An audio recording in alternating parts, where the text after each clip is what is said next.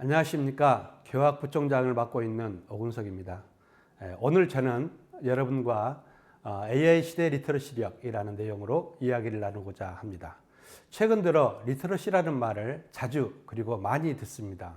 그래서 리터러시에 대해서 살펴보고 AI 시대 리터러시력, 즉 AI 시대를 살아가는데 필요한 리터러시의 역량을 어떻게 길러야 하는지에 대해서 함께 알아보고자 합니다.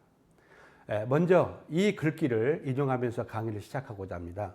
미국의 공상과학 소설가인 윌리엄 깁슨이 2003년 이코노미스트와의 인터뷰에서 한 말인데요. 미래는 이미 우리 곁에 와 있다. 다만 멀리 퍼져 있지 않을 뿐이다 라고 했습니다. 마치 가을에 단풍이 북에서 남으로 산마루에서 아래쪽으로 서서히 물들어오다가 어느 순간에 문득 정신을 차리고 보니 온 천지가 물들어 있듯이 미래도 이와 똑같이 그러하지 않느냐라는 말인 것 같습니다. AI를 예견하는 사람들은 멀게는 20년 안에, 가깝게는 5년 안에 어마어마한 변화가 일어날 것이다. 인간의 지능을 뛰어넘는 시기가 올 것이다. 그 또한 더 앞당겨질지도 모른다라고 합니다. 분명히 그렇게 되리라고 생각합니다. 그러면서 이러한 시대를 살아가는 우리에게 AI 리터러시 역량을 갖추어야 한다고 강조하고 있습니다. 그러면 이렇게 많이 회자되고 있는 리터러시는 도대체 무엇일까요? 리터러시는 문식력 또는 문해력으로 번역되어 사용되고 있습니다. 즉, 읽고 쓰고 이해하는 능력을 의미하고 있습니다. 특히 현대적인 의미의 리터러시는 정보화 사회에서 지식과 정보를 효과적으로 활용하고 문제를 해결하는 능력으로서 개인의 삶의 질 향상과 사회 참여의 필수적인 요소라고 할 수 있습니다.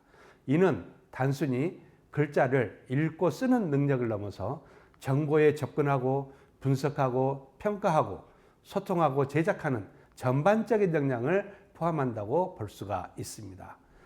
이 리터러시라는 용어는 그래프에서 보시는 바와 같이 1850년대 미국 매사추세츠 교육위원회에서 공교육의 기본 교양으로 처음 등장해서 20세기 초 유네스코가 리터러시를 읽고 쓰는 능력으로 정의하면서 개발교육의 맥락에서 세계 각지로 확산되었다고 합니다.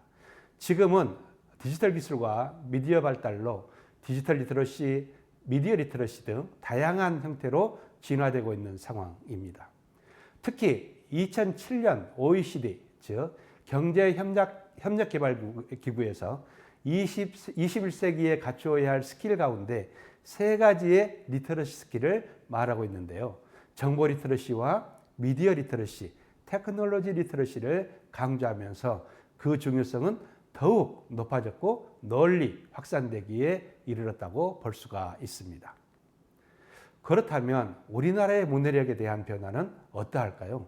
올해 광복 80주년을 맞이하여 정부가 발표한 통계 자료를 보면 지난 80년간 우리나라는 눈부신 발전을 해왔다는 것을 한눈에 볼 수 있습니다. 제목에서 보는 바와 같이 국민 총생산은 5만 배가 늘었고 문맹률은 1945년에 78%였던 것이 2020년에는 0%로 낮아졌습니다. 문맹률은 문해력에 반대되는 개념인데요. 문맹률은 글자를 읽고 쓸 수 없는 사람의 비율을 말하고 문해력은 글을 통해 정보를 이해하고 해석하고 활용하는 종합적인 능력을 말합니다. 따라서 문맹률은 낮을수록 좋고 문해력은 높을수록 좋습니다. 이 자료에 따르면 우리나라 국민들은 글자를 모르는 사람이 거의 없다는 것을 나타내고 있습니다. 그럼 문해력은 어떨까요?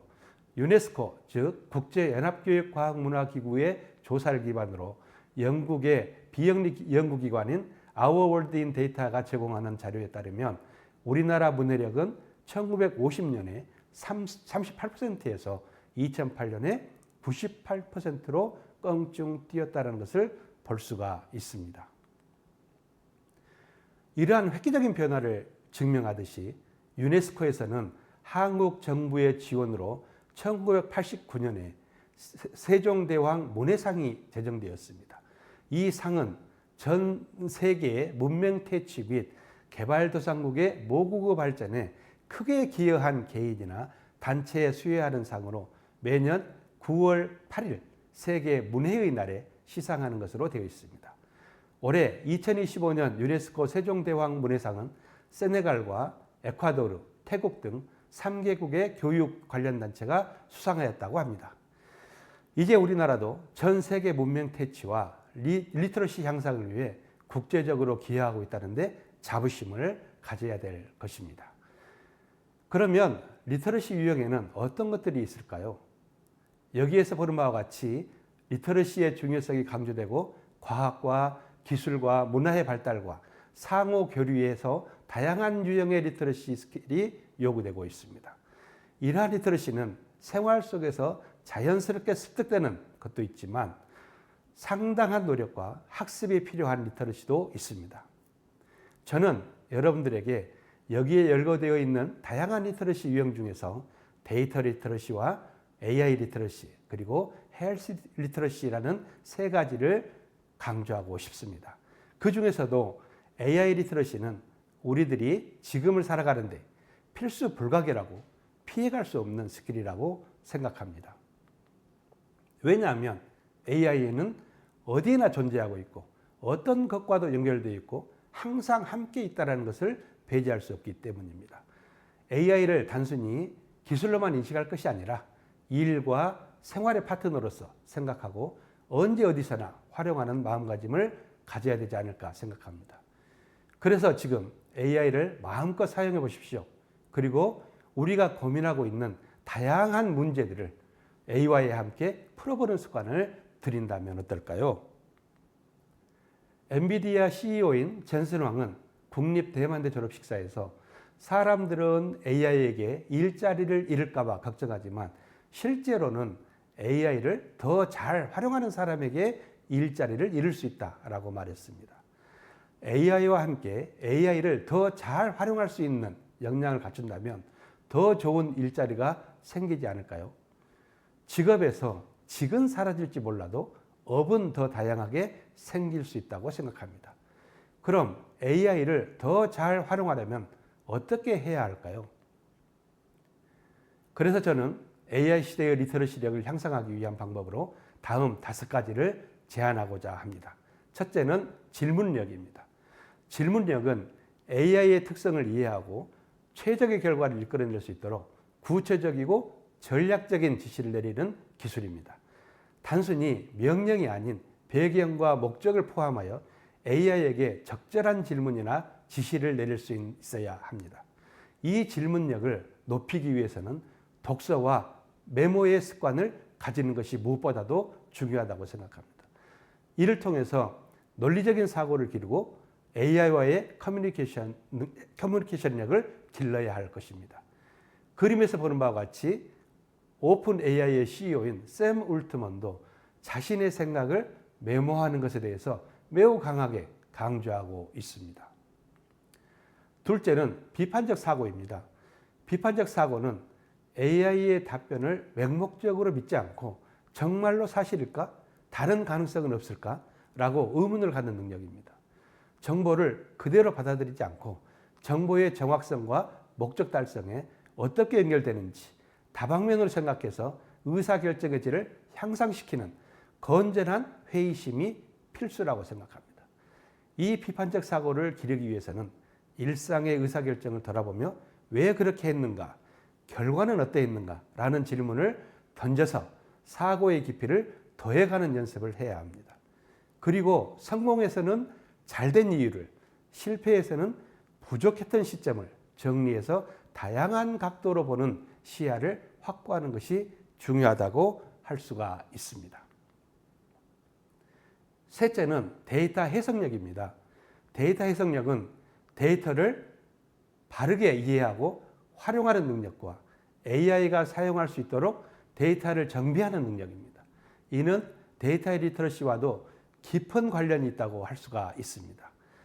AI가 학습한 데이터의 편향이나 한계를 이해하고 각 분야의 깊은 전문 지식으로 AI가 출력한 데이터의 정확성과 정밀성을 판단하는 역량을 길러야 할 것입니다.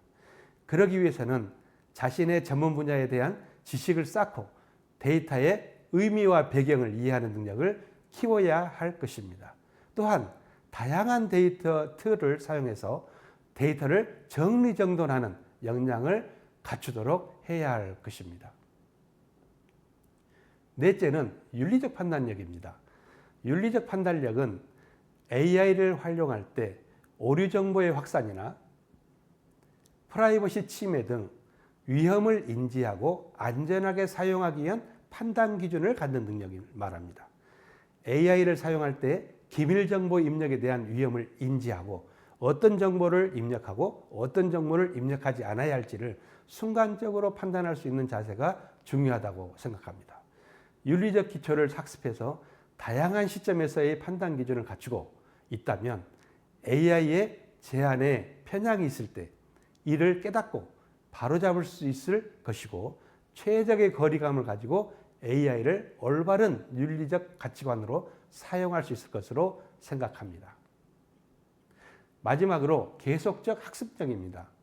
계속적 학습력이란 AI 기술의 빠른 진화에 대응해서 지식을 끊임없이 업데이트하고 새로운 문제에 유연하게 대처하는 자세입니다.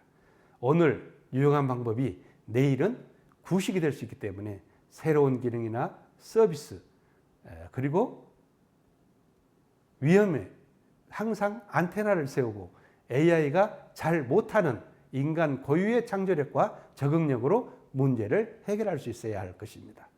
이를 위해서는 일상에서 왜, 어째서 라는 의문을 가지고 사물의 본질을 생각하는 호기심을 기르고 생각을 노트에 정리하거나 그림으로 정리하는 시각화 습관을 갖추는 것이 중요합니다.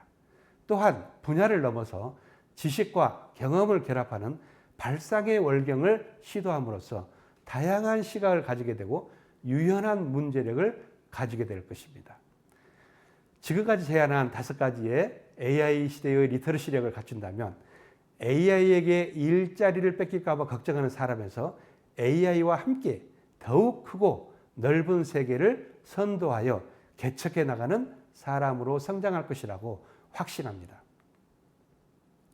지금은 고인이 되셨지만 이어령 교수님께서는 일찍이 이러한 세상이 올 것을 예견하고 디지털과 아날로그를 합쳐서 디질로그라는 합성어를 만들었습니다. 그는 접촉과 접속을 유난히 강조했는데요. 접촉은 컨택트이고 접속은 액세스입니다. 접촉은 아날로그이고 접속은 디지털입니다. 이 두 가지가 잘 조화롭게 어우러질 때 아름다운 세상이 될 것이라고 했습니다. 그는 접화군생이라는 말을 인용해서 접속하고 서로 변화하면서 커뮤니티를 만들어서 함께 살아갈 수 있는 디질로그 시대의 교육을 실현하고자 했습니다. AI 시대의 빠른 변화 속에서 우리들은 적극적으로 대응해 나가는 자세가 무엇보다도 중요하다고 생각합니다. 앞서 제안한 5가지의 AI 시대의 리터러시력을 갖추고 급변하는 AI 디지로그 시대를 선도하는 핵심 리더가 되기를 기대합니다. 감사합니다.